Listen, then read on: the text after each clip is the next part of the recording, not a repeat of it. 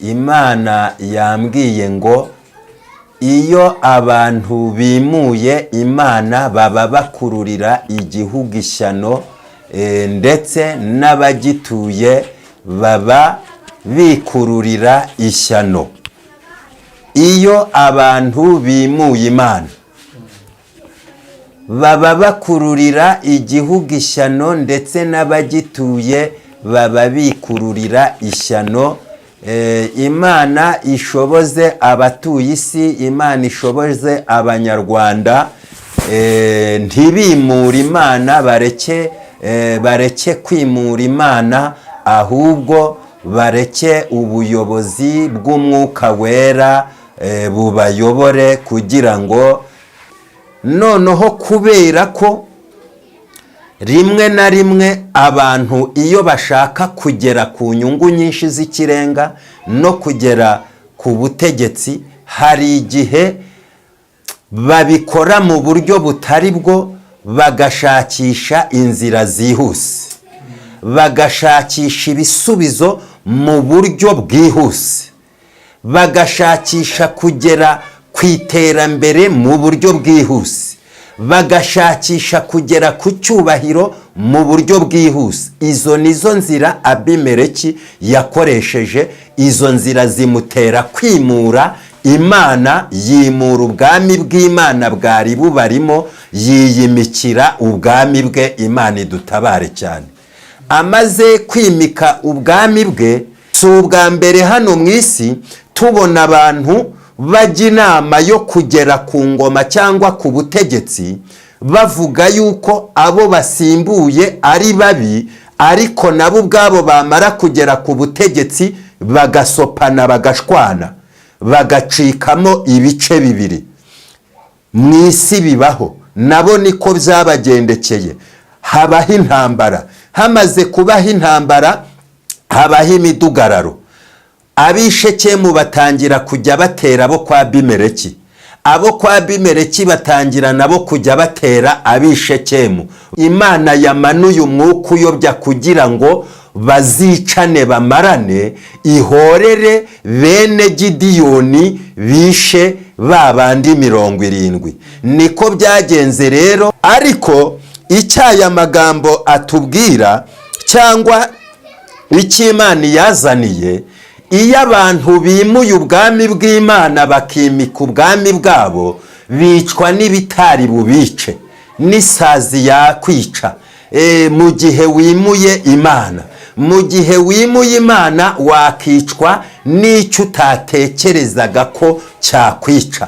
Mu gihe wimuye Imana, ushobora kwicwa n'isazi yitambukira. Ni nayo mpamvu Imana isaba abantu yuko bakwiriye kuyemera, yo ikabayobora. Uzatunga agatungishwa n'Imana, uzagera ku buyobozi akabugezwaho n'Imana, ariko atamenya amaraso, ariko atisha abantu. Iyo abantu batumvira Imana, imyuka iyobya ibatahamo. Iyo abantu batumvira Yesu Christo, iyo abantu badakurikiza amahame y'umwuka, basigara bakontororwa n'imyuka iyobya. Noneho ibyo bagezeho bigahinduka umuyonga, bikababera igihombo. Amamodokari agatwikwa, ama etaje agahanantuka, amakonte agahanantuka, bakajya bakayoberwa amakonti yabo bari bafite aho yagiye. Biba biturutse kuki? Hari impamvu ziba zibyihishe inyuma. Itimika ubwami bw'Imana mu gihugu, turiteza imyuka iyobya, turiteza impagarara. Nitutimika ubwami bw'Imana ngo abanyarwanda batunge Imana mu mitima, iyi mitima iraza kwinjirirwa n'abadayimoni, iyi mitima iraza kwinjirirwa na Satani. Noneho twebwe ubwacu usange twikururiye ibituzanira ishyano. abatuye isi nibatimika ubwami bw'Imana mu mitima yabo baraza kwikururira ishyano. Abarundi nibatimika ubwami bw'Imana mu mitima yabo barikururira ishyano. Rero Imana yantumye ngo hayobaga ingasire, ariko noneho n'insyo zigiye kuyoba kuko abantu batari mu mwanya wo kumvira Imana. Hayobaga ingasire, ariko noneho n'insyo zigiye kuyoba. Sinzi nimba ingasire mvuga uzizi wowe turi kumwe kuri kamera. Ingasire urazizi? Ndazizi. Insyo zo urazizi? Insyo ziba zimeze ute? Insyo ni ibuye bakoresha bari gusya amasaka. Aha, ingasire yereka abantu ko ibyo biringira atari byo by'umumaro, ahubwo ko iby'Imana bahitiramo ari byo by'umumaro.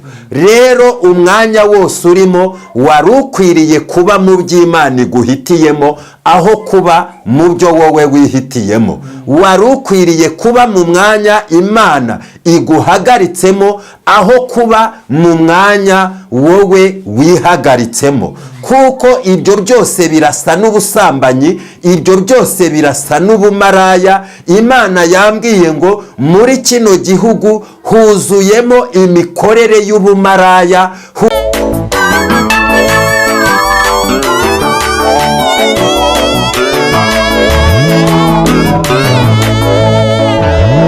Kubasuhuza mwebwe mwese mudukurikira kandi mukurikira Umuremyi TV. Uyu murimo ni umurimo Imana yaduhaye kugira ngo abantu benshi cyane bakirizwe ku Umuremyi TV. Mwese mudukurikira mutuye mu Rwanda, mutuye hanze y'igihugu, aho mutuye hose muri Abanyarwanda mwumva ururimi tuvuga, namwe muvuga Icyongereza, indimi zitandukanye, birashoboka ko mwakora translate kugira ngo mujye mwumva ibyo tuvuga, kandi birakunda. Turabashimiye rero namwe mute mwakanda subscribe, reka tubabwire ko mwayikanda kugira ngo mujye mwumva ibiganiro byacu. Hari benshi cyane bananiwe kandi baruhijwe, bafite ibibazo, ntabwo twabibagirwa namwe, kuko ibyo nibyo biturajishinga kugira ngo tubasengere. Rero twabazaniye umutumirwa, umukozi w'Imana. Imana yahaye umugisha, yahaye impano nyinshi zo gusenga. Ndatekereza ko muraza kumubaza, araduha nimero kugira ngo muzamubaze cyangwa muzamuhamagare abasengere. Reka tumwakire muri uyu mwanya. Mbere na mbere abanza dusengera Imana kugira ngo twinjire muri iyo gahunda. Uwiteka Imana ishobora byose, Uwiteka Imana umuremyi w'ijuru n'isi kandi umuremyi w'abantu bose, turi imbere yawe kubw'ijambo ryawe, kandi turi imbere yawe kugira ngo ugire icyo ukorera abagiye gukurikira ubu butumwa kuri kamera Umuremyi TV, mu izina rya YESU Christo. Imana ishobora byose, ugira icyo ukorera imitima n'ubugingo bw'abazakurikira iki kiganiro mu izina rya Yesu. Amen. Amen.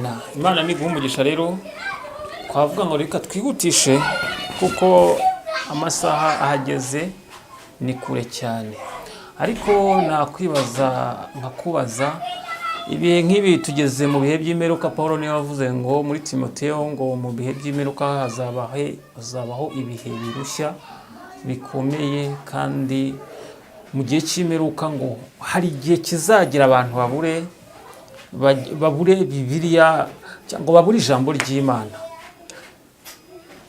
cyangwa insengero zifunguye, dore ko n'insengero zatangiye gufungwa. Ubwo ibyo ni ibihe bikomeye cyane, n'intambara zizatera, impuha, mbese byinshi cyane bizaba. Iyo urebye muri iki gihe ibyo byarasohoye, birimo gusohora, ko abantu bari kuvuga ko bari kwa ngo bari guhanura ibyo ngibyo, kandi byarahanuwe. None nakwibaza ngo ko abantu bari gupinga abahanuzi, ko ngo bari guhanura ibyahanuwe.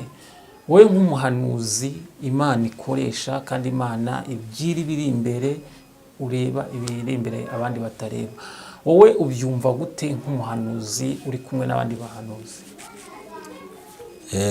Buriya nkurikije uko umbajije, ni ukuvuga ngo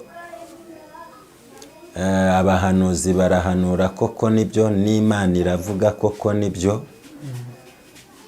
ndetse n'abapinga abahanuzi ntiwababuza kubapinga, kuko igihe barimo nyine kibemerera kubapinga. Buri wese mu gihe cye arimo aba afite uko yumva ibintu kuva kera, niko isi yabayeho kandi ni nako izakomeza kubaho.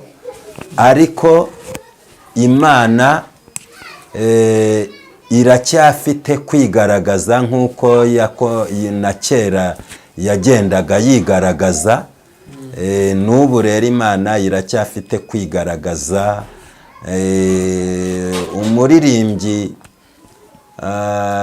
Umuririmbyi mu gitabo cy'indirimbo, mu ndirimbo z'agakiza, umuririmbyi wa 15 aravuga ngo isi n'ijuru, ijuru n'isi nibivaho uwizera azabona amasezerano. Isi nibizavaho uwizera azabona amasezerano. Uwizera wese ni umuririmbyi. Hano mfite igitabo cy'indirimbo, ni umuririmbyi wa 15 nyine urimo urambaza iby'abahanuzi bahanura, iby'ababapinga.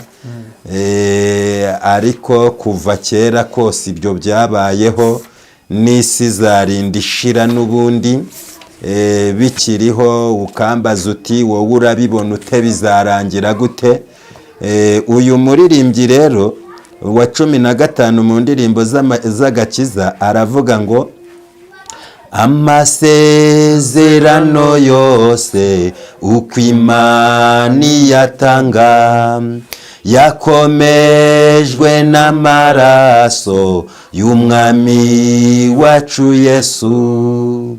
Isi nibizavaho ijuru rikavaho, uwizera azabona ayo masezerano.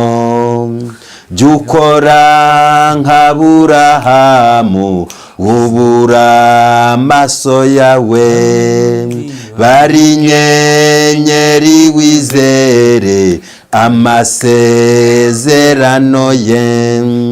Isi nibizavaho ijuru rikavaho, uwizera azabona ayo masezerano. Mu mwijima wo mu nzira twizere Imana yacu, hasigaye umwanya muto izuba rikarasa. Isi nibizavaho ijuru rikavaho, uwizera azabona ayo masezerano. Kane iravuga ngo nubwo turushywa n'abantu twizere Imana yacu, Yesu ni uzadufasha mu bitugerageza. Isi nibizavaho ijuru rikavaho, uwizera azabona ayo masezerano. Mu gihe tubuze inshuti tuguma n'ukwizera, Yesu niwe nshuti nziza izahorana natwe. no mu byo tubona mu isi tugumana ukwizera, mu ijuru tuzahabona ibyo twizeye byose. Isi ntibizavaho, ijuru rikavaho, uwizera azabona ayo masezerano. Ndagushubije. Nagiraga ngo ngusubize muri iyo ndirimbo ko Bibiliya nayo iravuga ngo umukiranutsi w'Imana azabeshwaho no kwizera. Haleluya. Amen. Ubwo rero niba wizera Imana nta mpamvu yo guta ibyiringiro kubw'ibiriho cyangwa kubw'ibyo uri kubona, kubw'ibyo wumva bizabaho. Zabizo Bibiliya waruvuze bijyanye no kuzica cyangwa guhindagurika ibintu nk'ibyo, byaba guhanura ubuhanuzi bukaba nibwo cyangwa ntibuba aribwo, kwaba kupinga abahanuzi cyangwa kutabapiga. Bibiliya iravuga ngo umukiranutsi w'Imana, umukiranutsi wanjye azabeshwaho no kwizera. Rero abakurikiye kamera Umuremyi TV, ubwo bitumye twinjira muri mudu yo kubwira abantu ngo nimukomeze mwizere, nimukomeze mwizere Imana, nimukomeze mwizere Yesu Kristo.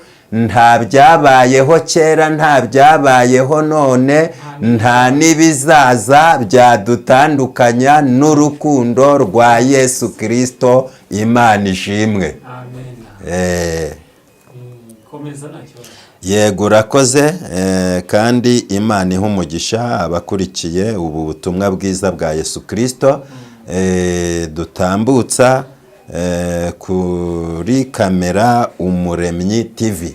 Rero ntiwambajije icyo Imana yampaye cyangwa yansize ku mutima, ariko ijambo nzanye Imana yampaye, Imana yambwiye ngo iyo abantu bimuye Imana baba bakururira igihugu ishyano, ndetse n'abagituye baba bikururira ishyano.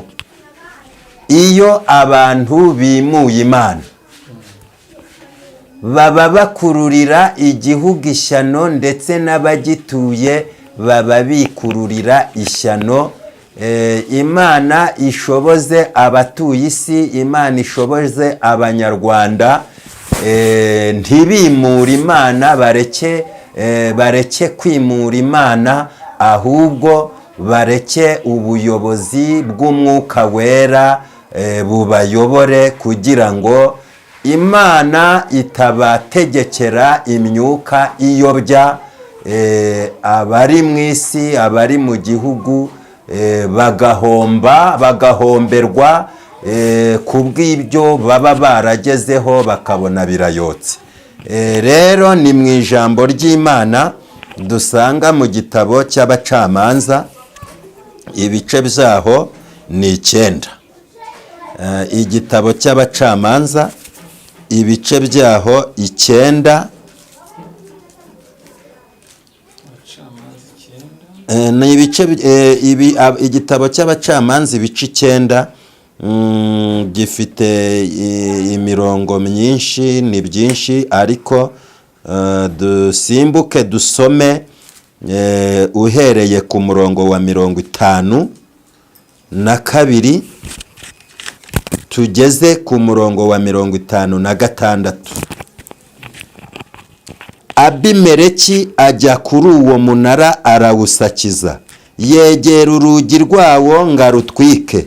Nuko umugore wo muri bo atera Abimeleki ingasire mu gahanga arakamena. Uwo mwanya Abimeleki ahamagara umusore umutwaje intwaro ati, kura inkota yawe unyice, hatagira uvuga yuko nishwe n'umugore. Uwo musore aramusogota arapfa. Abantu ba Isirayeli babonye yuko Abimeleki apfuye barataha, umuntu wese agiwe. Uko niko Imana yituye Abimeleki inabi yagiriye se ubwo yicaga bene se 70, kandi nabi yose y'Abishekemu Imana irayibitura, kandi umuvumo wa Yotamu mwene Yerubali ubageraho. Twakire ijambo ry'Imana. Amen. Tumaze gusoma amagambo ijambo ry'Imana mu byanditswe mu gitabo cy'abacamanza.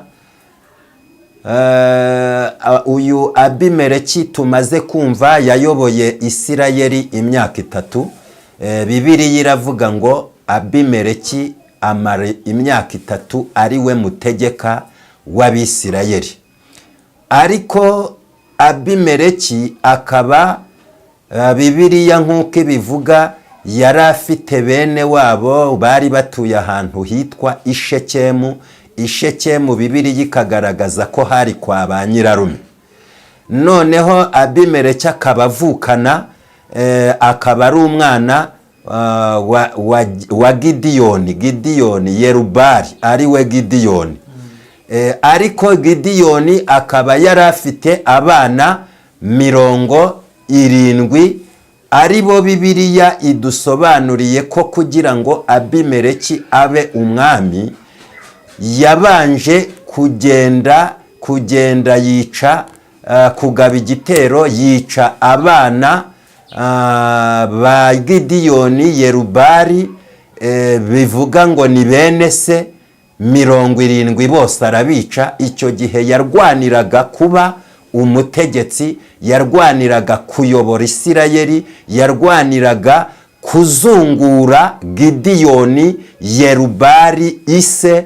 Imana yari yarakoresheje iby'ubutwari mu gihe cy'Abamediyani, ubwo bari barigaruriye Abisirayeli bakabatera, ndetse kugeza ubwo ngo n'imyaka yo mu murima Abisirayeli bateraga bene Abamediyani bayirohagamo ingamiya zikayivungagura, noneho bagataha maramasa kubera ibyo bitero by'Abamediyani. Noneho Gidiyoni aza kuba intwari, Isirayeli yose iramwishimira ndetse n'Abisirayeli baramwishimira. Ariko Gidiyoni akomeza kuyoborwa n'Imana, ntiyimura Imana. Aleluya. Amen. Ntiyimura Imana, akomeza kwimika Imana no mu gihe cy'umunezero no mu gihe cy'amahoro. Gidiyoni akomeza kwimika Imana. Ariko muri uko kwimika Imana, uwo Abimeleki, ubwo Gidiyoni yari yaramaze gutanga, yarapfuye, Abimeleki ashakisha ukuntu yazungura ise, kuko ubuyobozi bwari buri mu maboko y'abana be bose.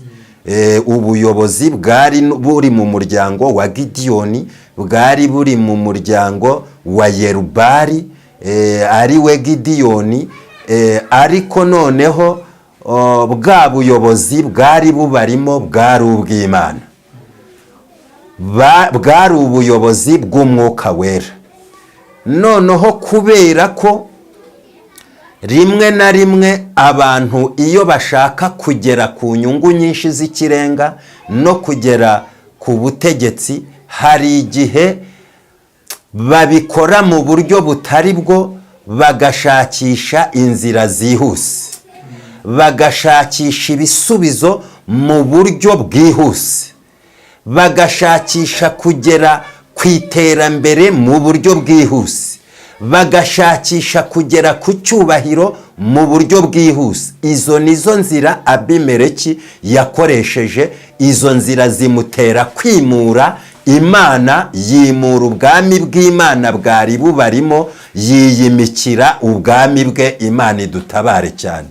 Amaze kwimika ubwami bwe, yaragiye mu kwimika ubwo bwami yagiye kuvugana no kwa nyirarume kugira ngo bamufashe agere ku butegetsi.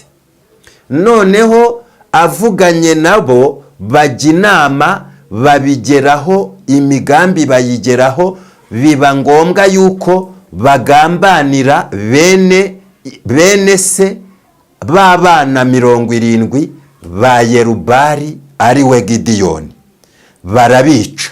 Bamaze kubica, Abimeleki abayimye ingoma. Imana idufashe. Amaze kwima ingoma yimaramo imyaka 3, ariko Imana ntiyabinezererwa, Imana ntiyabyishimira. Bibiliya iratubwira ngo Imana itegeka umwuka uyobya. Wa mwuka uyobya ukajya usopanya Abimeleki n'abantu b'Ishekemu ngo bamutije umurindi kugira ngo yime iyo ngoma.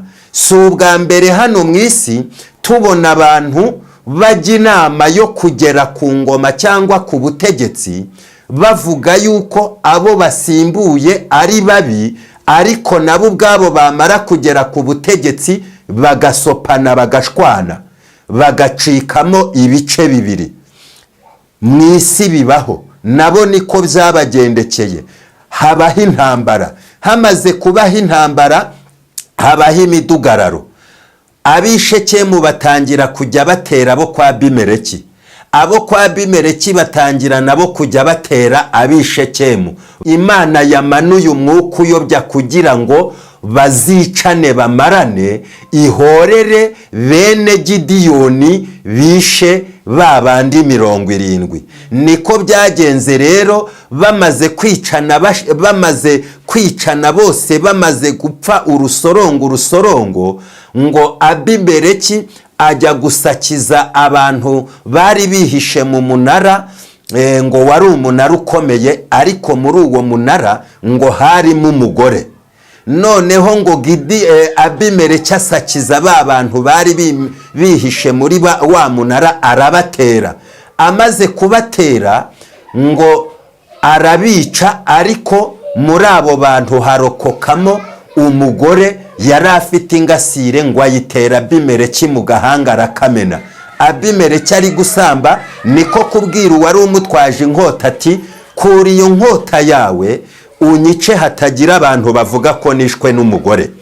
Ariko icyaya magambo atubwira cyangwa icy'Imana yazaniye, iyo abantu bimuye ubwami bw'Imana bakimika ubwami bwabo, bicwa n'ibitari bubice, n'isazi yakwica. Mu gihe wimuye Imana, mu gihe wimuye Imana wakicwa n'icyo utatekerezaga ko cyakwica. Mu gihe wimuye Imana ushobora kwicwa n'isazi yitambukira. Ni nayo mpamvu Imana isaba abantu yuko bakwiriye kuyemera, yo ikabayobora. Uzatunga agatungishwa n'Imana, uzagera ku buyobozi akabugezwaho n'Imana, ariko atamenya amaraso, ariko atisha abantu, ariko adakongeje ubwicanyi mu gihugu. Bivuze ngo rero nubwo aba bantu bicanye hakabamo ubwicanyi, Bibiliya yatubwiye ngo nuko Imana yitura inabi ab'Ishekemu n'abo kwa Abimeleki, ihorera abana ba Gidiyoni, ihorera Yerubari ise, kuko biragaragara ko bimuye ubwami bw'Imana bwari muri se, bimuye ijambo ry'Imana ryari muri se, biyimikira ubwabo bwami, ubwabo bwenge, bashaka kugera ku butunzi, bashaka kugera ku kwigarurira abatuye igihugu, bagambiriye kugera ku butunzi bw'ikirenga, bagambiriye kugushakisha icyubahiro noneho ariko ntibyabaguye amahoro kuko Imana nayo yabasutsemo umwuka uyobya. Iyo abantu batumvira Imana, imyuka iyobya ibatahamo. Iyo abantu batumvira Yesu Kristo, iyo abantu badakurikiza amahame y'umwuka, basigara bakontororwa n'imyuka iyobya, noneho ibyo bagezeho bigahinduka umuyonga, bikababera igihombo, amamodokari agatwikwa, ama etaje agahanantuka, amakonte agahanantuka, bakajya bakayoberwa amakonti yabo bari bafite aho yagiye. Biba biturutse kuki? Hari impamvu ziba zibyihishe inyuma. Imana idufashe cyane kandi Imana itugirire neza kugira ngo tureke kwimura Imana, ahubwo tube abimika ubwami bw'Imana mu mitima yacu. Nitutimika ubwami bw'Imana mu ngo zacu, biratubera igihombo. Nitutimika ubwami bw'Imana mu ngo zacu, imyuka iyobya iraza mu ngo zacu, zitangire gushwana, zitangire kujya mu madevoruse. Nitutimika ubwami bw'Imana mu gihugu, turiteza imyuka iyobya, turiteza impagarara. Nitutimika ubwami bw'Imana ngo abanyarwanda batunge Imana mu mitima, iyi mitima iraza kwinjirirwa n'abadayimoni, iyi mitima iraza kwinjirirwa na Satani, noneho twebwe ubwacu usange twikururiye ibituzanira ishyano. Abatuye isi nibatimika ubwami bw'Imana mu mitima yabo, baraza kwikururira ishyano. Abarundi nibatimika ubwami bw'Imana mu mitima yabo, barikururira ishyano. Abakongomani nibatimika ubwami bw'Imana mu mitima yabo, barikururira ishyano. Abagande nibatimika ubwami bw'Imana mu mitima yabo, barikururira ibibazo batazabasha kwikuramo. Imana idufashe cyane kandi ifashe abatuye uyu mubumbe. Imana ifashe abatuye umugabane wa Afurika. Imana ifashe abatuye Aziya, Amerika, Uburayi, Oseyaniya. Imana idufashe cyane. Abari Burayi Imana ibafashe. Nta kindi kiraza gutuma umutekano uboneka mu mitima y'abantu, ndetse no kunyurwa, ndetse no kwishimira uko Imana ibahaye kubaho, nuko dutunga Imana, nuko dutunga umwuka wera, nuko dutunga Yesu Kristo. Imana idutabare cyane, Imana itugirire neza. Nukuvuga ngo iyi minsi ni iminsi Imana ishaka ko abantu baca bugufi, bakayemerera, ikabayobora, ikabereka inzira, kandi ikabaha umwuka wera nk'umufasha uha buri muntu kunyurwa mu buzima Imana imuhaye kubamo. Rero Imana yantumye ngo hayobaga ingasire, ariko noneho n'isyo zigiye kuyoba kuko abantu batari mu mwanya wo kumvira Imana. Hayobaga ingasire, ariko noneho n'isyo zigiye kuyoba. Sinzi nimba ingasire mvuga uzizi wowe turi kumwe kuri kamera. Ingasire urazizi? Ndazizi. Insyo zo urazizi? Insyo ziba zimeze ute? Insyo ni ibuye bakoresha bari gusya amasaka. Aha, ingasire nayo noneho ni ibuye bafata mu ntoki, ku buryo ari ibuye risya amasaka ku rusyo kugira ngo ubone ifu. Imana rero yantumye ngo muri kino gihugu cyacu cy'u Rwanda turimo hamanutse imyuka iyobya, kubera yuko abantu batari mu mwanya wo kumvira Imana no kuyubaha. Hamanutse umwuka uyobya, nk'uko uyu mwuka twabonye ko wamanutse kwa Abimeleki no ku bantu b'Ishekemu, nyamara bari bamwe ariko bagatangira gusopana. Noneho irangije irambwira ngo hayobaga ingasire, ariko noneho n'isyo zigiye kuyoba. Urabona ko urusyo rwo ruba ruri hasi ruteretse ari runini, ari nk'ikibuye kinini. Naho ingasire niyo bakoresha kuri rwa rusyo bari gusya nk'amasaka. Kera iwacu nkiri umwana bacenga, hari ibyo bitaga kubetera inzoga. Bamaze kwenga umutobe bagakaranga amasaka, bayaseraga ku rusyo. Noneho bagakoresha icyo bita ingasire.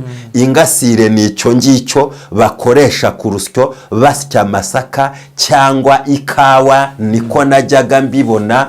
N'ibindi bintu yenda ukurikiye ikiganiro yandusha, ariko nge nibyo nabonaga. Noneho rero Imana yambwiye ngo kuko abantu banze Imana, kuko abantu badashaka Imana, kuko abantu bashaka kwimura Imana, noneho hayobaga insyo, ariko hayobaga ingasire, noneho hagiye kuyoba n'isyo, kuko Imana iteje umwuka uyobya kugira ngo yereke abantu ko ibyo biringira atari byo by'umumaro, ahubwo ko iby'Imana ibahitiramo ari byo by'umumaro. Rero umwanya wose urimo wari ukwiriye kuba mu by'Imana iguhitiyemo aho kuba mu byo wowe wihitiyemo. Wari ukwiriye kuba mu mwanya Imana iguhagaritsemo aho kuba mu mwanya wowe wihagaritsemo, kuko ibyo byose birasa n'ubusambanyi, ibyo byose birasa n'ubumaraya. Imana yambwiye ngo muri kino gihugu huzuyemo imikorere y'ubumaraya, huzuyemo imyifurize n'imyumvire y'ubusambanyi, ubusambanyi butandukanye mu buryo butandukanye. Ni ukuvuga ngo ni igihe abantu biyobesheje ibibasheshenga cyangwa ibibabeshya ko ari byo by'umumaro, ariko kandi bagata iby'umumaro, noneho bagata iby'umumaro ari byo kwemera Imana no kuyitunga. Noneho rero ibyo nibyo bigiye gukururira abantu imyuka iyobya, imyuka y'ubushyeshyenzi, imyuka iva kuri Satani. Ibyo nibyo abantu bihitiyemo kuko banze Imana. Kwa Abimeleki yanze Imana, aragenda agambana n'abantu b'Ishekemu, nabo bamutiza umurindi, banga Imana ya se, Imana ya se Gideyoni, Imana y'Abisirayeli yabatabaraga, Imana y'Abisirayeli yabahaga guhinga bakeza, Imana yabahaga gucuruza bakunguka, Imana yabahaga kugenda iyi si uko bashaka. Ariko igihe kigeze bati iyo Mana, bamaze guta Imana, Imana nayo ibarekera imyuka ibayobya, ibarekera imyuka y'ubushyeshyenzi. Ariko kubumva buno butumwa, kubumva iri jambo ry'Imana, twari dukwiriye gufatiraho tukaryigiraho, tukagira uburyo tubungabunga ibintu by'Imana, tukareka kubitesha agaciro, kugira ngo tutikururira ibara, kugira ngo tutikururira ishyano ari twebwe turyiteje. Imana idufashe cyane, Imana itugirire neza. Iyo umutima w'umuntu utakiyoborwa n'Imana, uba usigaye uyoborwa na Satani. Kandi Bibiliya ikavuga ngo aho umwuka w'Imana atari, abantu bigira ibyigenge.